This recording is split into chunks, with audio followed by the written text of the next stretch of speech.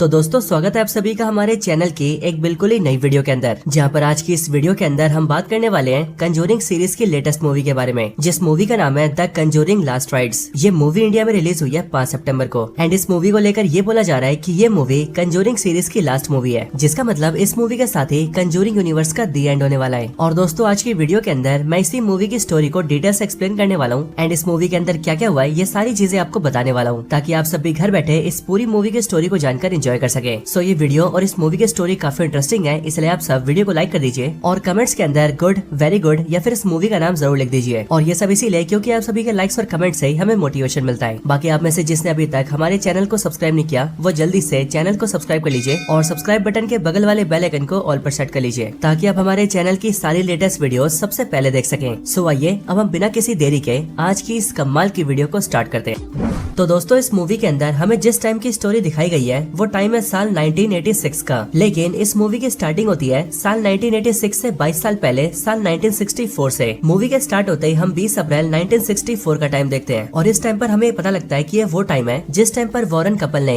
यानी कि एड और लॉरेन ने अपने करियर की शुरुआत की थी, यानी कि उन्होंने एक्सोर्सिज्म करना इसी टाइम से स्टार्ट किया था। हम ये देखते हैं कि हमें इस टाइम पर एक एंटीक शॉप दिखाया जाता है, यानी कि एक ऐसी दुकान जहाँ पर पुरानी चीजें रखी जाती है। ये स्टोर बेसिकली एक बूढ़े आदमी का होता है जो कि अपनी जवान बेटे के साथ रहता है और उसकी बेटी का नाम होता है विक्टोरिया। लेकिन आज की रात को विक्टोरिया लॉरेन और एड को अपने पास बुलाती है और वो उन दोनों को बताती है कि उसे अपने फादर के स्टोर पर किसी के होने का एहसास है, कोई ऐसा जो कि यहाँ पर मौजूद तो है लेकिन वो उसे देख नहीं पाती है। दोस्तों हम ये भी जानते हैं कि ये वाला केस लॉरेन और एड का पैरानॉर्मल एक्टिविटीज का पहला केस होता है और अपने पहले पैरानॉर्मल एक्टिविटी वाले केस को सॉल्व करने के लिए ये दोनों सीधा विक्टोरिया के स्टोर पर आए होते हैं। अब यहाँ पर विक्टोरिया से मिलकर एड उससे पूछता है कि वो उसे केस के बारे में पूरी बात बताए, जिस पर विक्टोरिया लॉरेन और एड को ये बताती है कि असल में उसके फादर इस एंटीक शॉप को काफी टाइम से चला रहे थे, लेकिन अचानक से उसके फादर को जो कि इस स्टोर को चलाते थे उन्हें रात के समय अजीब अजीब सी आवाजें सुनाई देने लगी। उसके फादर ने इन आवाजों के बारे में विक्टोरिया को भी बताया था, लेकिन उस टाइम पर विक्टोरिया ने उन बातों को इग्नोर कर दिया। लेकिन फिर अभी अचानक से उसके फादर ने शॉप पर अपने आप को लटकाकर अपनी जान ले ली और विक्टोरिया के फादर के जाने के बाद से विक्टोरिया को भी स्टोर में आवाजें सुनाई देने लगी एंड उसके साथ भी काफी अजीब और डरावनी चीजें होने लगी। और इन्हीं चीजों से डरकर आज के दिन उसने लॉरेन और एड को यहाँ पर बुलाया है। अब विक्टोरिया की बातों को सुनने के बाद लॉरेन और एड दोनों मिलकर इन्वेस्टिगेशन को स्टार्ट करते हैं और अपने इन्वेस्टिगेशन में विक्टोरिया के कहे अनुसार लॉरेन सीधा स्टोर रूम में जाती है, क्योंकि स्टोर रूम से उन्हें किसी की आवाजें आती थी। अब लॉरेन जैसे स्टोर रूम के अंदर आती है वैसी वो देखती है कि शॉप के स्टोर रूम के अंदर एक काफी पुराना मिरर रखा होता है, लेकिन ये मिरर कोई आम मिरर नहीं होता और वो इसीलिए क्योंकि इस मिरर पर काफी डरावने से डिजाइन बने थे और मिरर के ऊपरी हिस्से पर ह्यूमन शेप के डिजाइन भी थे। और इसीलिए इन डरावने डिजाइन को देखकर लॉरेन भी ये समझ जाती है कि हो ना हो इस मिरर में कुछ तो गड़बड़ जरूर है। अब उस मिरर को देखकर लॉरेन जैसे उसे टच करती है वैसे ही मिरर को टच करते ही लॉरेन को ये फील होता है कि वहाँ पर एक स्पिरिट है, लेकिन स्पिरिट के साथ ही लॉरेन ये भी फील करती है कि वहाँ पर एक बहुत ही इवल चीज भी है। बट इसके ठीक बाद ही उस मिरर में एक छोटा सा क्रैक बन जाता है और लॉरेन जिसने उस मिरर को टच किया था उसे अचानक से अपने फ्यूचर के कुछ क्लिप्स दिखते हैं। इसके साथ ही यहाँ पर हम ये भी जानते हैं कि इस टाइम पर लॉरेन प्रेग्नेंट होती है और इसीलिए लॉरेन के पेट में जो बच्चा होता है उस बच्चे को इस मिरर में मौजूद इवल एंटिटी मार्क कर देता है और हमें भी ये बात समझ आ जाती है कि अब आने वाले टाइम में इवल एंटिटी लॉरेन के बच्चे के पीछे जरूर आएगा। अब दोस्तों क्योंकि इस इवल एंटिटी ने लॉरेन के बच्चे को मार्क कर दिया था, इसी वजह से लॉरेन के पेट में बहुत तेज दर्द होने लगता है, जिस वजह से लॉरेन की आवाजें सुनकर एड उसके पास आता है और वो उसे वहाँ से लेकर सीधा हॉस्पिटल लेकर जाता है। हमें पता लगता है कि इस टाइम पर लॉरेन की अर्जेंट डिलीवरी होने वाली है, लेकिन डिलीवरी के बाद जैसी लॉरेन का बच्चा पैदा होता है वैसे सभी को पता लगता है कि वो असल में एक बच्ची है, लेकिन लॉरेन की वो बच्ची मरी हुई पैदा होती है क्योंकि उसके जन्म के साथ ही उसकी सांसें रुकी हुई होती है। अब दोस्तों ये चीज देखकर लॉरेन और एड दोनों को बहुत ज्यादा दुख होता है, बट लॉरेन अचानक से भगवान से प्रे करना स्टार्ट करती है, जिसके बाद लगभग 1 मिनट बीतते ही उसकी बच्ची फिर से जिंदा हो जाती है। और ये देखकर लॉरेन और एड को ऐसा लगता है कि ये शायद से कोई चमत्कार ही है, बट वो दोनों अपनी बच्ची के जिंदा होने से बहुत ज्यादा खुश होते हैं एंड वो खुशी खुशी अपने घर चले जाते हैं। और दोस्तों रही बात लॉरेन और एड के पहले केस की, यानी कि मिरर वाले इवल एंटिटी की, तो उस केस को ये दोनों वहीं पर छोड़ देते हैं और वो इसीलिए क्योंकि उन दोनों को ऐसा लगता है कि अगर वो दोनों उस केस पर और ज्यादा काम करेंगे तो फिर उससे उनकी फैमिली पर, स्पेशली उनकी बेटी पर खतरा आ सकता है और इसीलिए वो दोनों उस केस को ड्रॉप कर देते हैं और अपनी लाइफ में आगे बढ़ जाते हैं। इसके साथ ही लॉरेन और एड दोनों मिलकर अपनी बेटी का नाम जूडी रखते हैं। अब दोस्तों इसके बाद धीरे धीरे करके समय बीतता जाता है और लॉरेन और एड की बेटी जूडी धीरे धीरे करके बड़ी हो जाती है। साथ ही साथ हम ये भी जानते हैं कि इन बीतते समय के साथ साथ लॉरेन और एड दोनों मिलकर पैरानॉर्मल एक्टिविटीज के लगभग 1000 केसेस सॉल्व कर लेते हैं, लेकिन वो दोनों किसी भी केस के अंदर अपनी बेटी जूडी को इन्वॉल्व नहीं करते हैं और बेसिकली वो दोनों अपनी बेटी को इन सभी चीजों से हमेशा दूरी रखते हैं। अब दोस्तों इसी तरह से समय बीतते बीतते साल 1986 आता है और इस साल 1986 के अंदर हमें यूएस कंट्री के पेंसिल्वेनिया शहर में एक फैमिली दिखाई जाती है, जिस फैमिली का नाम होता है स्मर्ल फैमिली। हम ये देखते हैं कि इस स्मर्ल फैमिली के अंदर जैक और जेनेट नाम के 2 हस्बैंड वाइफ होते हैं और और इन्हीं जैक और जेनेट के कई सारे बच्चे होते हैं एंड इनकी फैमिली के और भी कुछ मेंबर्स होते हैं। और इस तरह से इनकी फैमिली में टोटल 8 मेंबर्स होते हैं और साथ ही इनके पास एक डॉग भी होता है। और ये सब के सब यानी कि पूरी स्मॉल फैमिली पेंसिल्वेनिया शहर के अंदर एक नए घर में शिफ्ट होते हैं। लेकिन इनका ये नया घर बाहर से काफी डरावना दिखता है। यहाँ पर शिफ्ट होने के दौरान ही हमें पता लगता है कि इस फैमिली के हेड को यानी कि जैक को ये घर काफी सस्ते दाम में मिला है। और दोस्तों जाहिर सी बात है, भूतिया घर है तो सस्ते में तो मिलेगा ही। अब हालांकि दोस्तों कहानी में आगे हम ये देखते हैं कि जैक और उसकी पूरी फैमिली अपने नए घर के अंदर शिफ्ट हो जाती है। और शिफ्ट होने के बाद हम जैक की पूरी फैमिली के बारे में डिटेल से जानते हैं, जहाँ पर हमें पता लगता है कि जैक की फैमिली के 8 मेंबर्स के अंदर जैक, जैक की वाइफ जेनेट, जैक के फादर मदर और जैक की 4 बेटियां होती है। और आज के दिन ही जैक की एक बेटी का बर्थडे भी होता है और इसीलिए बर्थडे को सेलिब्रेट करने के लिए जैक के फादर अपनी पोती को एक गिफ्ट भी देते हैं। लेकिन दोस्तों गिफ्ट के अनरैप होते हमें पता लगता है कि ये गिफ्ट वही मिरर है जिस मिरर के अंदर लॉरेन को किसी इवल एंटिटी के होने का एहसास हुआ था। और दोस्तों ये मिरर बिल्कुल वही मिरर होता है क्योंकि इसके ऊपर बिल्कुल वैसे डिजाइन बना होता है और मिरर के ऊपरी हिस्से पर भी बच्चों जैसे ह्यूमन फेसेस बने होते हैं। साथ ही साथ मिरर पर वो क्रैक भी होता है जो क्रैक मिरर पर लॉरेन के छूने की वजह से बन गया था। अब हालांकि दोस्तों इसके बाद ही पूरी फैमिली केक कट करना स्टार्ट करती है। लेकिन हम ये देखते हैं कि केक पर जो कैंडल लगाया गया होता है वो किसी के फूंक मारने से पहले ही अचानक से बुझ जाता है। लेकिन फिर इसके ठीक बाद ही छत का एक हिस्सा टूटकर नीचे गिर जाता है और जैक की जिस बेटी का बर्थडे होता है उसे उस वजह से चोट भी लग जाती है। और ये सारी चीजें करके इस घर की जो एविल स्पिरिट होती है वो कहीं न कहीं इस फैमिली को ये बताना स्टार्ट कर देती है कि वो लोग यहाँ पर अब खतरे में आ चुके हैं। हालांकि ये सब होने के बाद ही स्क्रीन पर एक वार्निंग आती है जिसके अंदर ये लिखा होता है कि स्मॉल फैमिली की जो स्टोरी हम देख रहे हैं वो स्टोरी एक रियल इवेंट के ऊपर बेस्ड है, यानी कि एकदम सत्य घटना पर आधारित। और सिर्फ ये नहीं बल्कि ये वाला केस लॉरेन और एड के करियर का सबसे खतरनाक केस है क्योंकि इस वाले केस के अंदर लॉरेन और एड का एक ऐसी पावरफुल खतरनाक एंटिटी से सामना होता है जो कि न सिर्फ उनके पूरे परिवार को झंझोड़ के रख देता है बल्कि वो लॉरेन और एड के करियर को भी खत्म कर देता है। हालांकि इसके आगे हम स्मॉल फैमिली को देखते हैं जो कि अपनी लाइफ को नॉर्मली जीना स्टार्ट कर देती है और पिछली रात बर्थडे को जो भी हुआ उसे फैमिली वाले मिलकर इग्नोर कर देते हैं। लेकिन दोस्तों इस घर के अंदर फैमिली मेंबर्स के साथ अजीब चीजें होना और भी ज्यादा स्टार्ट हो जाती है। जैसे कि एक बार जब जैक की वाइफ जेनेट किसी से फोन पर बात कर रही होती है तब कोई अचानक से उसके फोन के वायर को छीनने लगता है और जेनेट को ऐसा फील होता है कि कोई उससे उसका फोन दूर कर रहा है। जेनेट को पहले ऐसा लगता है कि शायद से ये सब उसकी बेटियां कर रही है, लेकिन जेनेट को जैसे ये फील होता है कि उसकी बेटियां वहाँ से काफी दूर किसी और कमरे में है, वैसे ही जेनेट इस बात से काफी ज्यादा घबरा जाती है। इसके साथ ही जैक और जेनेट की जो 4 बेटियां होती है उनमें से छोटी वाली 2 बेटियां ट्विन सिस्टर्स होती है और हम ये देखते हैं कि वो दोनों अपने कमरे में अपनी गुड़िया के साथ खेल रही होती है। लेकिन अचानक से उनकी जो डॉल होती है वो हवा में उड़ने लगती है और उन दोनों ट्विन सिस्टर्स को ये महसूस होता है कि उस कमरे में उनके साथ कोई और तो जरूर मौजूद है। लेकिन फिर अगले पल वो दोनों ट्विन सिस्टर्स ये देखती है कि उनके कमरे में उनके ठीक सामने किसी बूढ़ी लेडी का स्पिरिट है जिस स्पिरिट ने उनकी गुड़िया को अपने हाथों में उठा रखा है और इसीलिए ये सब देखकर वो दोनों ट्विन सिस्टर्स वहाँ से डर के भाग जाती हैं। हालांकि इसके बाद भी फैमिली मेंबर्स के साथ काफी सारी डरावनी और खतरनाक चीजें होती हैं और इसीलिए धीरे धीरे करके सारी फैमिली ये महसूस कर लेती है कि उनके इस नए घर के अंदर कोई न कोई स्पिरिट तो जरूर है। हालांकि दोस्तों यहाँ पर ध्यान देने वाली बात ये होती है कि जो भी स्पिरिट इनके घर के अंदर मौजूद है वो इनमें से किसी की भी जान नहीं लेती है, बल्कि वो स्पिरिट सिर्फ और सिर्फ फैमिली मेंबर्स को डराती है और फैमिली मेंबर्स को थोड़ा मोड़ा नुकसान पहुंचाती है। लेकिन फैमिली को अब पूरी तरह से बिलीव हो चुका था कि उनके घर के अंदर कोई ना कोई जरूर है। हालांकि दोस्तों इसके बाद ही सीन शिफ्ट होता है और हम सीधा वॉरेन फैमिली को देखते हैं। यहाँ वॉरेन फैमिली के अंदर लॉरेन और एड की बेटी जूडी अब 22 साल की हो चुकी है। इसके साथ ही वो एक लड़के को डेट भी कर रही है जिसका नाम टॉनी है और ये दोनों पिछले 6 महीने से साथ में हैं। और ये जो जूडी का बॉयफ्रेंड है यानी कि टॉनी, ये कुछ टाइम पहले तक पुलिस डिपार्टमेंट में काम करता था, लेकिन कुछ टाइम पहले इसने पुलिस से अपनी नौकरी रिजाइन कर दी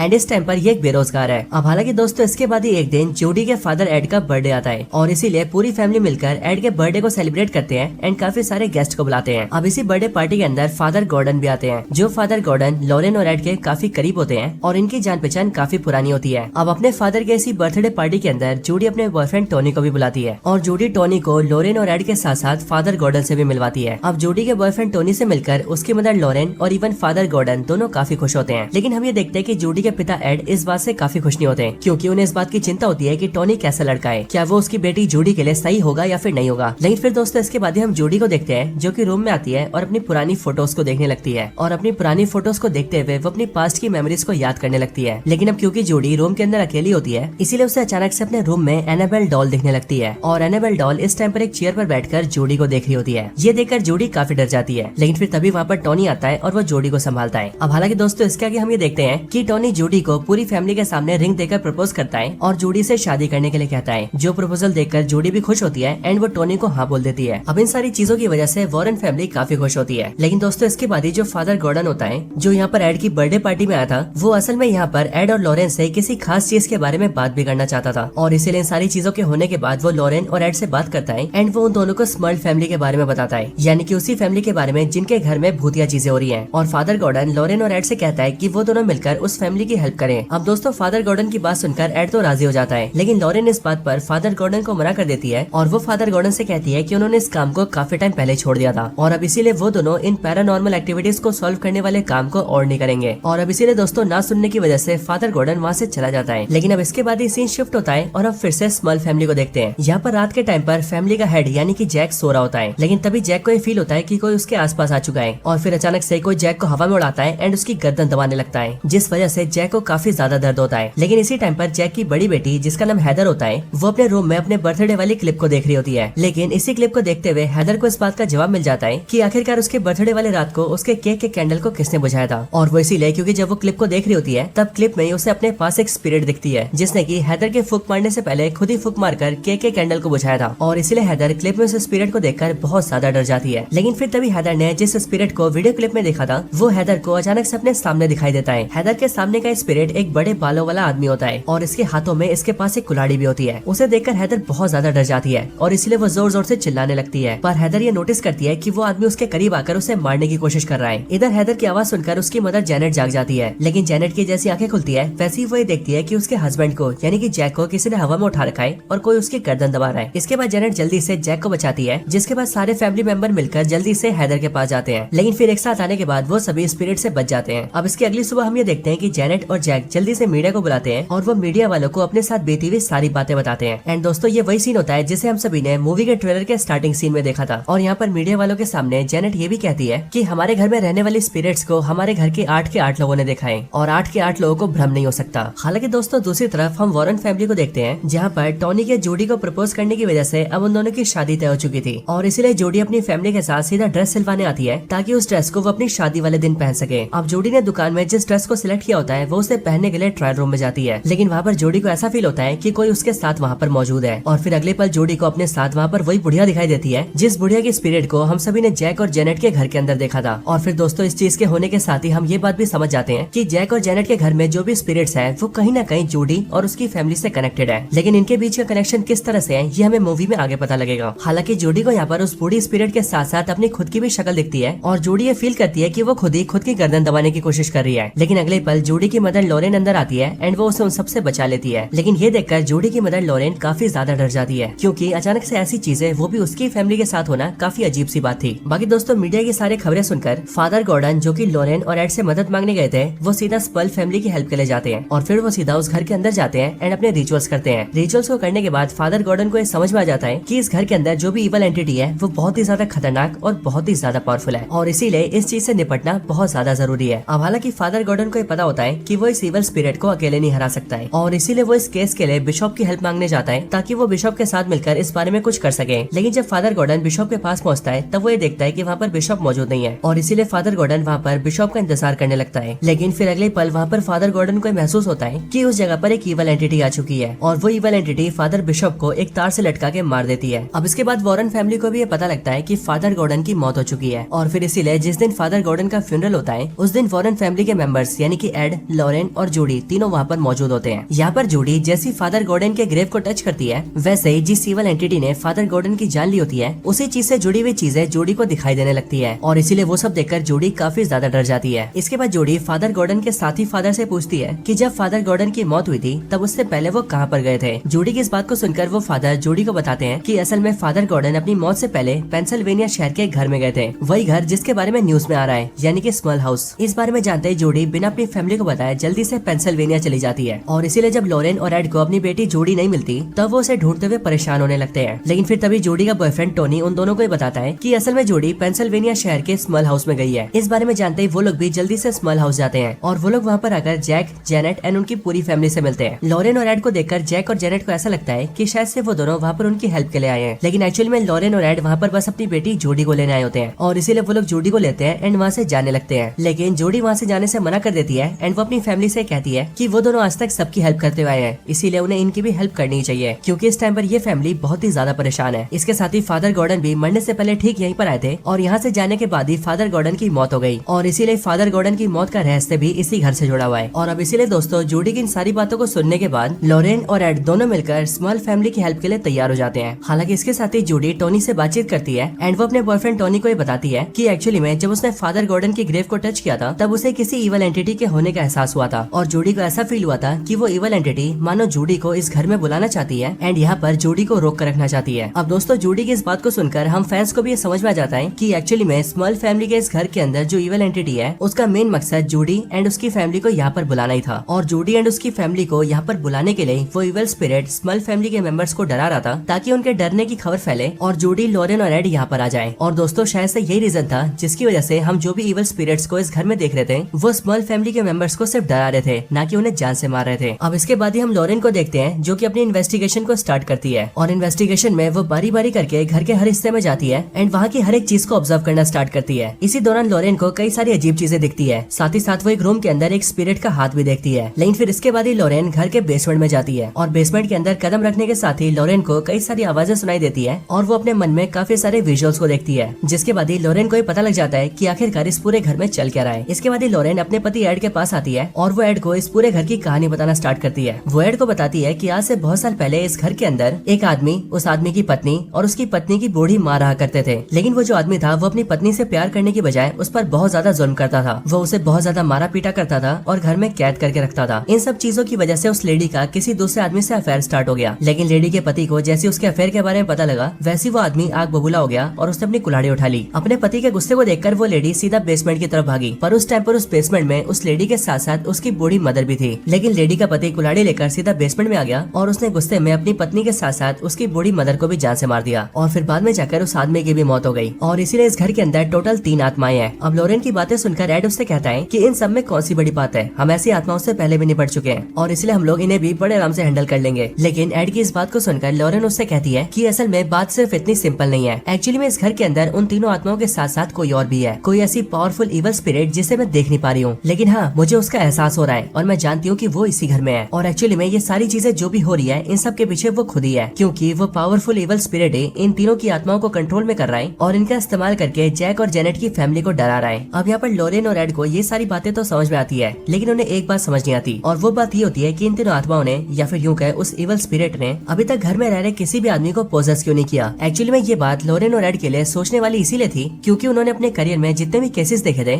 उन सभी केसेस में जब भी कोई स्पिरिट या फिर बुरी आत्मा सामने आती है तब वो किसी न किसी ह्यूमन को जरूर पोजेस करती है, लेकिन इस केस में अभी तक किसी को भी पोजेस नहीं किया गया है और इसीलिए यही बात लॉरेन और एड को थोड़ा सा परेशान भी करती है। अब दोस्तों इतने में ही हम घर के अंदर जूडी को देखते हैं, जिससे अचानक से ऊपर वाले कमरे से उसकी मदर लॉरेन की आवाज आती है और ये आवाज जूडी को ऊपर बुलाती है। इसलिए इस आवाज को सुनकर जूडी जल्दी से ऊपर जाती है। लेकिन दोस्तों हम सभी ये बात जानते हैं कि लॉरेन इस टाइम पर एड के साथ घर के बाहर खड़ी है और इसीलिए जूडी को ऊपर बुलाने वाली उसकी मदर नहीं बल्कि वो खतरनाक इवल एंटिटी है जो कि ये सारी चीजें करवा रहा है। अब इधर जूडी जैसी ऊपर वाले कमरे में पहुंचती है वैसी वो अपने सामने उसी मिरर को देखती है जिस मिरर के अंदर वो इवल एंटिटी है और जूडी इस मिरर के पास आकर इस मिरर को टच कर लेती है। लेकिन मिरर को टच करते ही आसपास की चीजें हिलने लगती है और अचानक से मिरर के ऊपर वाले हिस्से पर लिखा आता है मिस मी। यहाँ पर दोस्तों मिस मी को पढ़कर जूडी सीधा एनाबेल का नाम लेती है, क्योंकि दोस्तों अगर आप सभी ने एनाबेल की मूवीज देखी है तो आपको ये याद होगा कि वहाँ पर ये मिस मी एनाबेल लिखा करती थी और इसलिए यहाँ पर जूडी के मन में सबसे पहले एनाबेल का ख्याल आता है। अब जूडी को एनाबेल से काफी ज्यादा डर लगता है और इसीलिए वो डर के मारे वहाँ से भागती है, जिसके बाद ही जूडी को घर के एक दूसरे कमरे के अंदर एनाबेल डॉल दिखती है और जूडी जैसी एनाबेल की डॉल को देखती है वैसी वो डॉल देखते देखते खड़ी होती है और उसका साइज काफी ज्यादा बड़ा हो जाता है और फिर देखते देखते वो जूडी की तरफ बढ़ने लगती है, लेकिन जूडी डर के मारे वहाँ से भाग जाती है। लेकिन फिर इसके बाद ही जूडी डर के मारे सीढ़ियों से गिर जाती है और फिर इसीलिए उसे संभालने के लिए उसके पेरेंट्स आते हैं, जिसके बाद उनके आते ही जूडी उन्हें सारी चीजें बताती है। अब इस बात को सुनते ही लॉरेन और एड जल्दी से ऊपर जाते हैं और वो लोग तहकीकात करते हैं। लेकिन फिर इसके बाद वो लोग उसी मिरर को देखते हैं जिस मिरर को उन्होंने अपने पहले केस में देखा था, जिसके बाद मिरर को देखते ही लॉरेन को ये समझ में आ जाता है